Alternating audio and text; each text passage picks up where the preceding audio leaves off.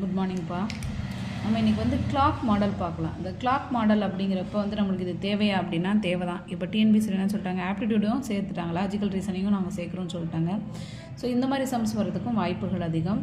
இப்போ இது வந்து எஸ்ஏ எக்ஸாம்ஸு இல்லை பேங்க் எக்ஸாம் இதிலெல்லாம் கேட்குறாங்க. ஸோ பேசிக்காக சில கான்செப்ட் மட்டும் நம்ம இதில் புரிஞ்சுக்கிட்டோம் அப்படின்னா நம்மளுக்கு இந்த மாடல் ரொம்ப ஈஸியான ஒரு மாடலாக மாறிடும்.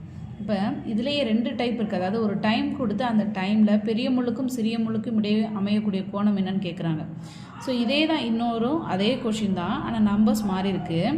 அதனால இந்த வேரியேஷன் வரும். இப்போ இந்த டைப் 1ன்னு எடுத்துக்கிட்டிங்கன்னா எடுத்தோடனே சின்ன முள் வந்தால் அது ஒரு மாதிரி செய்யணும். இந்த பக்கம் இருந்து நீங்கள் வரும்போது 12லேருந்து வரும்போது இந்த இடத்துல பெரிய முள் வந்தால் அதுக்கு ஒரு மாடல் செய்யணும். சரிங்களா? இப்போ வந்து நம்ம என்ன பண்ணலாம் அப்படின்னா இந்த பெரிய முள் வரக்கூடியதை டைப் 1 எடுத்துப்போம், இதை வந்து டைப் 2 எடுத்துப்போம். ஓகே. ஸோ இப்போ ஃபஸ்ட் சம் பாருங்கள். 8:30க்கு அந்த நேரத்தில் பெரிய முள்ளுக்கும் சிறிய முள்ளுக்கும் இடையே அமையக்கூடிய கோணம் என்னன்னு கேட்குறாங்க.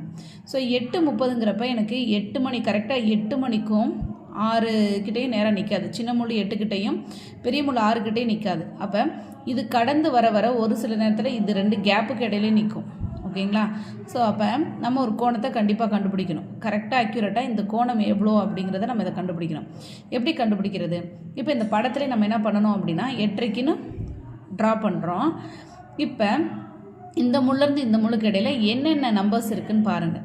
இப்போ இந்த பெரிய முள் வந்து ஆக்சுவலாக என்ன சொல்லுவாங்க அப்படின்னா, பெரிய முள் வந்து இந்த ஒவ்வொரு நம்பர்லேருந்து அடுத்த நம்பர் போகிறதுக்கு மாறுறதுக்கு எவ்வளோ டிகிரி ஆகுது அப்படின்னா 30 டிகிரி ஆகுது.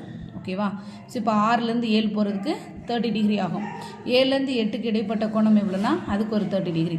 அந்த மாதிரி ஒவ்வொரு நம்பரையும் கடந்து போகும்போது அதுக்கு 30 டிகிரி வந்து அளவு வந்து வருது. ஓகே. ஸோ அப்போ இந்த மாடல் ஃபஸ்ட்டு மாடலில் என்ன இருக்குது, பெரிய முள் தான் ஃபஸ்ட்டுலேருந்து நம்மளுக்கு தெரியுது. இந்த பக்கம் இருந்து பார்க்கும்போது ஃபஸ்ட்டு முள் பெரிய முள்.